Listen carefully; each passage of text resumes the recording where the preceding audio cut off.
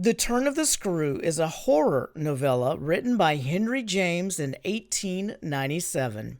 Originally published as a serialized novel, the story centers on a governess charged with the care of two children at a remote estate, which she comes to believe is haunted.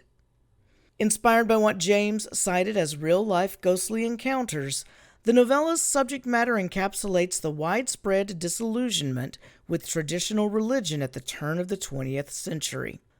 While criticism on James's story has often centered on the question of the governess's sanity, modern critics suggest that the ambiguity surrounding the existence of the ghosts is a central feature of the work. The story opens on Christmas Eve, with a group of friends telling ghost stories in an old house in 1890s England. An older man named Douglas announces that he will tell a true story, committed to paper by his younger sister's late governess, with whom he was in love. Douglas sends for the governess's manuscript, which he keeps in a locked drawer at his home in London. It arrives 3 days later, when Douglas finally begins his story. The governess interviews for her first job as such with a gentleman on London's Harley Street. She is smitten with the man, who convinces her to accept a position as governess to his niece and nephew at their country house in Bly. The governess learns that the woman who previously held the position has died, and that there is only one condition to accepting the job: that she must not contact the gentleman, dealing with any problems that arise in Bly on her own. Soon, the governess arrives at the house, where she meets the angelic 8-year-old Flora and the housekeeper, Mrs. Groves. Flora's brother, 10-year-old Miles, will return from school in a few days. The night before Miles's arrival, the governess receives a letter from the headmaster, notifying her of the boy's expulsion from school. However, Mrs. Groves assures her that Miles is too good a boy to have acted out, and the governess agrees to meet the boy before drawing any conclusions. Sure enough, the governor finds Miles to be just as sweet as his sister and dismisses her suspicions that Miles is concealing a terrible secret about his expulsion.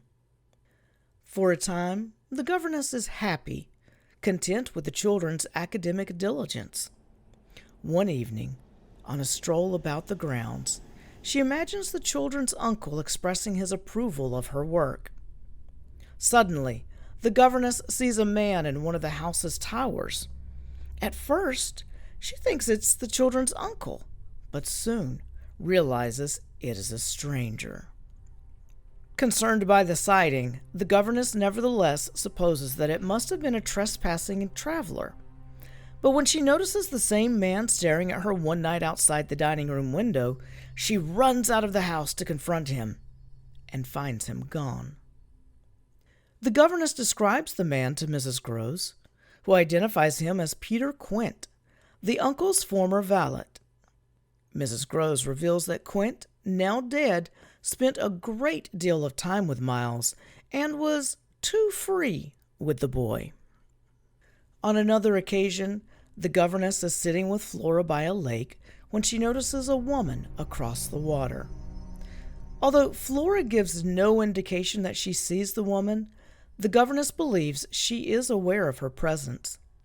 Again, the governess tells Mrs. Groves, who is convinced that the woman was Miss Jessel, the children's late governess.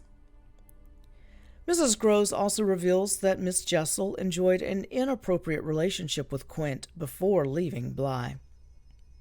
Soon, the governess comes to believe that the children are communicating with the ghosts of Quint and Miss Jessel behind her back, and that Miles's expulsion has to do with this. She decides to keep them in her sight at all times. But as time goes on, the governess is privy to increasingly disturbing encounters between the children and the ghosts. She theorizes that the ghosts seek to possess the children and lead them to their deaths, but refuses Mrs. Groves' suggestion that she contact their uncle.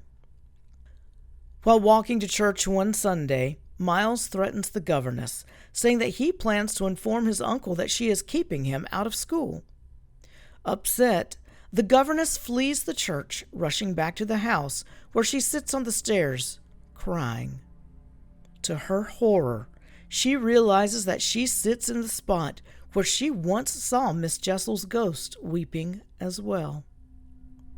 Distraught, the governess rushes to the schoolroom where she sees Miss Jessel sitting at her own table, staring at her as though she is the intruder. Later, the governess tells Mrs. Groves of the encounter, in which Miss Jessel said she was suffering from the torments of hell and wanted Flora to suffer with her. Terrified, the governess finally decides to write to the children's uncle.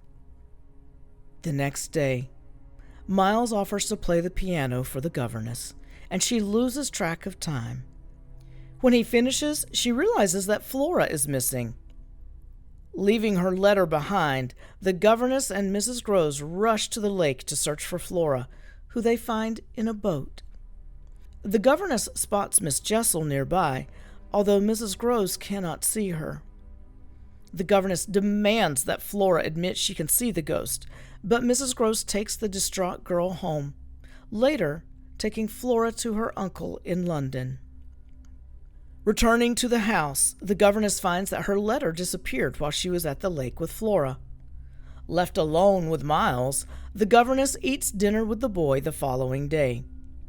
Suddenly, she notices Quint's ghost behind Miles at the window. Attempting to keep the boys back to the ghost, the governess demands to know if he took the letter. Miles admits that he did. The governess continues to press Miles, asking him what he did to get expelled from school. Miles tells her that he said things he cannot remember to friends at school, who passed them on to others.